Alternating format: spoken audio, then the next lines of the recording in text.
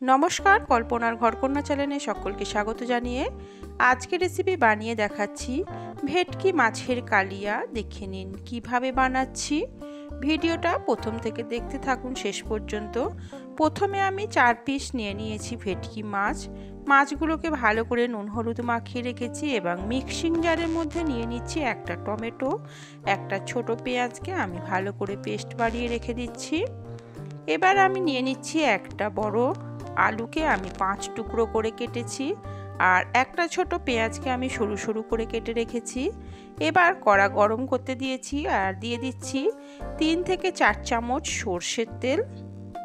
সর্ষের তেলটা খুব সুন্দর করে আগে গরম করে নেব। দেখুন, গরম করে নেবার পর আমি মাছগুলোকে প্রথম ভেজে নেব। কড়ার মধ্যে দিয়ে দিচ্ছি মাছগুলো নুন হলুদ মাখিয়ে রাখা, আর মাছগুলোকে দিয়ে আমি বেশ কিছুক্ষণ সময় ধরে উল্টে পাল্টে লাল করে ভেজে নেব। মাছগুলো ভেজে নেবার পর ফিরে আসছি। আমার চ্যানেলটা যদি আপনারা প্রথম দেখে থাকেন তাহলে অবশ্যই আমার চ্যানেলটি সাবস্ক্রাইব করার জন্য অনুরোধ রইল। দেখুন, মাছগুলো এখন খুব সুন্দর করে ভাজা হয়ে গেছে। এখন মাছগুলোকে তুলে রাখছি। মাছগুলোকে আমি কড়া থেকে তুলে নিচ্ছি। নেবার পর বাকি তেলের মধ্যে আমি কেটে রাখা আলুটাকে একটু লাল লাল করে ভেজে নেব।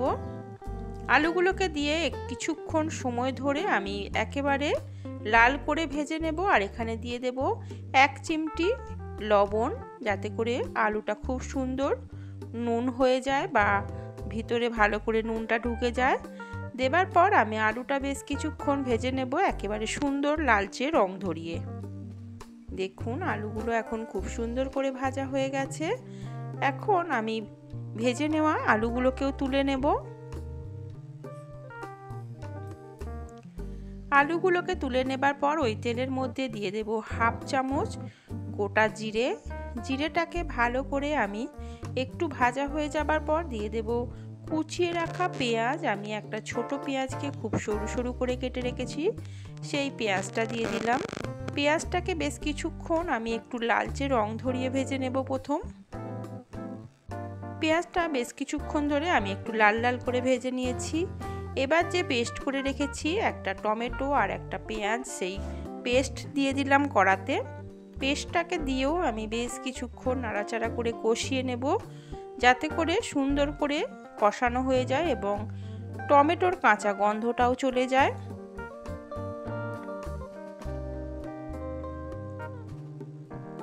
দেখুন, খুব সুন্দর করে এখন একটু কষানো হয়ে গেছে এবং উপর থেকেও তেল ছেড়ে এসেছে। এবার আমি এখানে দিয়ে দেব ছোট চামচের 1/2 চামচ রসুন বাটা, ছোট চামচের 1/2 চামচ দিয়ে দিচ্ছি আদা বাটা। এবার আদা রসুনকেও আমি বেশ কিছুক্ষণ কষিয়ে নেব, যাতে করে আদা রসুনেরও কাঁচা গন্ধটা চলে যায়। ভালো করে নাড়াচাড়া করে করে আমি মশলাটাকে খুব সুন্দর করে কষিয়ে নিচ্ছি। এবার আমি দিয়ে দিচ্ছি এখানে পরিমাণ মতো লবণ। লবণটাকে দিয়ে ভালো করে নাড়াচাড়া করে নিলাম। গ্যাসটা মিডিয়াম টু লোতে আছে এখন।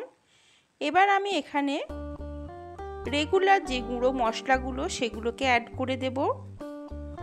1/2 টিস্পুন করে আমি লঙ্কার গুঁড়ো, হলুদ গুঁড়ো, জিরে গুঁড়ো, ধনে গুঁড়ো আর কাশ্মীরি লাল লঙ্কার গুঁড়ো দিয়েছি। সব কিছুকে দিয়েও ভালো করে আমি কষিয়ে নিচ্ছি। দেখুন, মশলাটা ভালো করে আমি কষিয়ে নেব। এখানে খুবই সামান্য পরিমাণ জল অ্যাড করে দিচ্ছি। জলটা দিয়েও ভালো করে নাড়াচাড়া করে কষিয়ে নেব, যাতে করে মশলা থেকে সুন্দর তেল ছেড়ে আসে।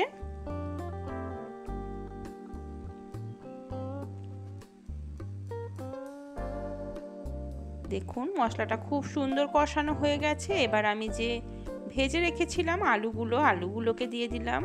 আলুটাকেও দিয়ে আমি 1 মিনিট মতো একটু মশলার সঙ্গে কষিয়ে নিচ্ছি।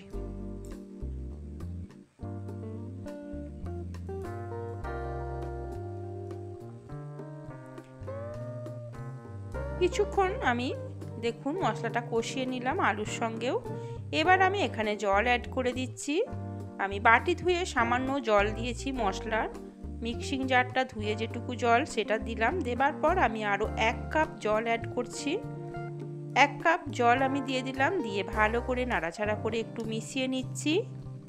নেবার পর আমি ঢাকা দিয়ে 4 থেকে 5 মিনিট একটু লো আঁচে সিদ্ধ করে নেব আলুটাকে। 4-5 মিনিট পর আমি ঢাকাটা তুলে নিয়েছি। দেখুন ঝোলটা খুব সুন্দর করে ফুটে গেছে এবং ঝোলটা অনেকটা কমেও গেছে। আমি ভালো করে একটু নাড়াচাড়া করে নিচ্ছি এবং আলুটাও আমার খুব সুন্দর এখানে সিদ্ধ হয়ে গেছে। এবার আমি যে মাছগুলো ভেজে রেখেছি মাছগুলোকে দিয়ে দিচ্ছি কড়াতে। মাছগুলোকে দেবার পর আমি মিনিট 2-3 জন্য আবারও ঢাকা দিয়ে একটু রেখে দেব। দেখুন আলতো হাতে জাস্ট একটু নাড়াচাড়া করে নিচ্ছি। নেবার পর এখানে দিয়ে দিচ্ছি 2টো চিরা কাঁচা লঙ্কা আর অল্প একটু দিয়ে দিলাম ধনে পাতা কুচানো। আলতো হাতে নাড়াচাড়া করে নিয়ে আমি ঢাকা দিয়ে দেব 2 থেকে 3 মিনিটের জন্য।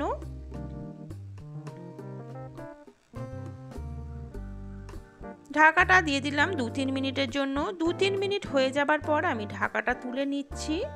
দেখুন মাছের কালিয়া আমার প্রায় রেডি হয়ে গেছে। ঝোলটা জাস্ট আর একটু টানিয়ে নিলেই আমার রান্নাটা কমপ্লিট হয়ে যাবে। এখানে আমি সামান্য দিয়ে দিলাম গরম মশলার গুঁড়ো। গরম মশলার গুঁড়োটা দেওয়ার পরও আমি আলতো হাতে জাস্ট একটু নাড়াচাড়া করে নিচ্ছি আর কয়েক সেকেন্ড একটু ফুটিয়ে নিয়েই আমি গ্যাসটা বন্ধ করে দেব। দেখুন গ্যাসটা বন্ধ করে দিয়েছি। দেবার পর আমি 2 মিনিট পর ঢাকা তুলে দেখাবো। 2 মিনিট পর ঢাকাটা তুলে নিয়েছি। দেখুন আমার একেবারে রেডি ভেটকি মাছের কালিয়া। আমি এবার নাবিয়ে দেখাচ্ছি। দেখুন কত সুন্দর হয়েছে ভেটকি মাছের কালিয়া। আপনারা অবশ্যই এরকমভাবে একবার ট্রাই করে দেখবেন। রেসিপিটা ভালো লাগলে অবশ্যই বন্ধুদের সঙ্গে শেয়ার করবেন। আমার চ্যানেলটি সাবস্ক্রাইব করে রাখবেন আর রেসিপিটা কেমন হয়েছে কমেন্টে জানাবেন। রেসিপিটা ভালো লাগলে অবশ্যই একটা লাইক করবেন।